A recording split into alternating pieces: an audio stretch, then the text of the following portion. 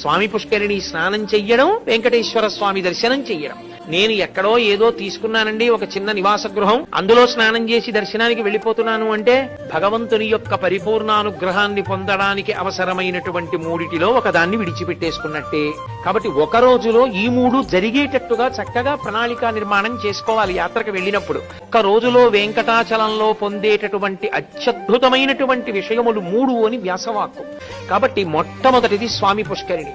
స్వామి పుష్కరిణి స్నానం దొరకమంటే దొరికేది కాదు. ఎందుకో తెలుసా? కొన్ని లక్షల మంది పర్వతం మీదకి వెళ్ళొచ్చు, కొన్ని పదుల మందే పుష్కరిణిలో స్నానం చేస్తూ ఉంటారు. ఏమండి మరి ఇంత గొప్పది కదా పుష్కరిణి, ఎక్కడ చూసినా అలా సూచన చేశారే పుష్కరిణి స్నానం చెయ్యండి అని. ఆఖరికి ప్రసాదం కవర్ వెనకాతల కూడా ముద్రణ చేశారే, మరి ఎందుకండి స్వామి పుష్కరిణిలో అంతమంది స్నానం చేయరు, అన్ని లక్షల మంది ఎందుకు వెళ్ళరు స్నానానికంటే ఒక్కటే కారణం, అంత గొప్ప ఫలితాన్ని వీడికి కట్టబెట్టేయచ్చా